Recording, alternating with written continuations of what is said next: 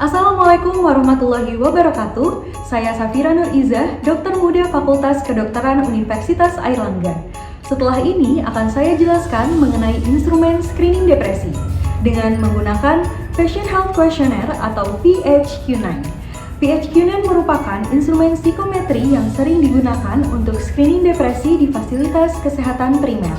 Terdiri dari 9 pertanyaan berdasarkan kriteria depresi dalam DSM-4 dan sesuai dengan KPDGJ 3 yang digunakan di Indonesia.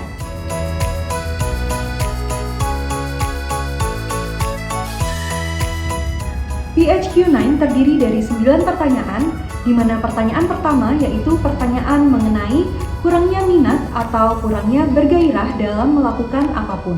Maksud dari pertanyaan ini adalah orang tersebut menjauhi hobinya, menolak berkumpul dengan orang lain, atau melakukan aktivitas lainnya, di mana hal ini lebih dari 2 minggu. Kemudian pertanyaan kedua yaitu pertanyaan terkait dengan perasaan sedih, murung, atau putus asa. Maksud dari pertanyaan ini adalah terjadinya perubahan suasana hati seperti sedih, murung, putus asa, suasana hati yang kosong, dan merasa hampa selama lebih dari 2 minggu. Pertanyaan ketiga adalah pertanyaan mengenai adanya sulit tidur atau mudah terbangun atau terlalu banyak tidur. Maksud dari pertanyaan ini adalah terjadi gangguan kualitas maupun kuantitas dari pola tidur lebih dari 2 minggu. Terlalu banyak tidur dilakukan sebagai salah satu cara untuk melepaskan diri dari depresi. Sulit tidur dikarenakan adanya peningkatan hormon stres sehingga menyebabkan ketegangan fisik. Pertanyaan keempat adalah pertanyaan mengenai adanya perasaan lelah atau kurang bertenaga, di mana maksud dari pertanyaan ini adalah penderita depresi mudah merasa lelah setelah melakukan aktivitas yang sebenarnya tidak berat selama lebih dari 2 minggu. Pertanyaan kelima adalah pertanyaan mengenai kurangnya nafsu makan atau terlalu banyak makan. Maksud dari pertanyaan ini adalah penderita depresi bisa mengalami penurunan nafsu makan terhadap makanan apapun, terutama makanan yang dulu disukainya selama lebih dari 2 minggu. Namun bisa juga terjadi peningkatan nafsu makan atau stress eating yang tidak dipicu oleh rasa lapar. Pertanyaan keenam adalah pertanyaan terkait kurangnya percaya diri atau merasa gagal dan mengecewakan, di mana maksud dari pertanyaan ini adalah penderita depresi seringkali merasa cemas, ragu, atau kurang percaya diri selama lebih dari 2 minggu. Pertanyaan ketujuh yaitu pertanyaan mengenai sulit berkonsentrasi pada sesuatu.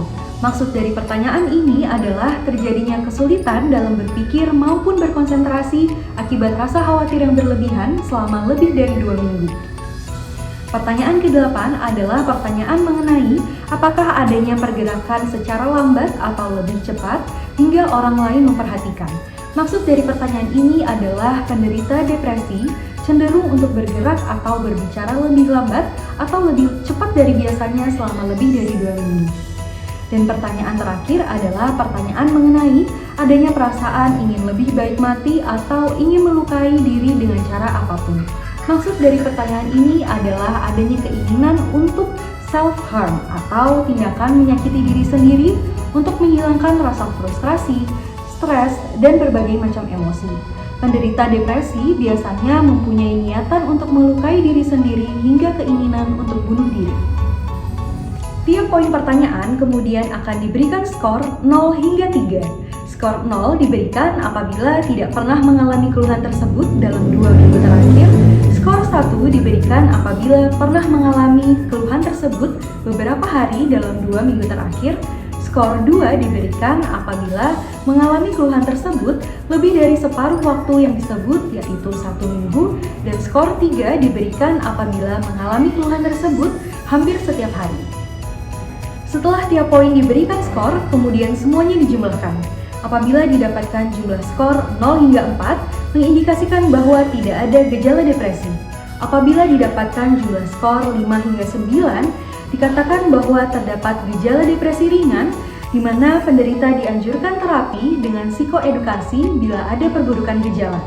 Apabila didapatkan jumlah skor 10 hingga 14, dikatakan bahwa terdapat depresi ringan, dianjurkan untuk dilakukan observasi selama 1 bulan untuk melihat apabila ada perbaikan atau perburukan gejala Kemudian dapat dipertimbangkan pemberian antidepresan atau psikoterapi singkat.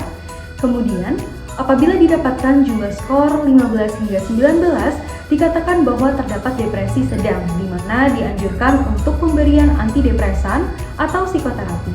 Dan apabila didapatkan jumlah skor lebih dari sama dengan 20, dikatakan bahwa terdapat depresi berat dan dianjurkan untuk pemberian antidepresan secara tunggal atau kombinasi dengan psikoterapi intensif. Demikian penjelasan mengenai Patient Health Questionnaire 9 atau PHQ-9 dan bagaimana cara pengisiannya. Semoga bermanfaat. Terima kasih.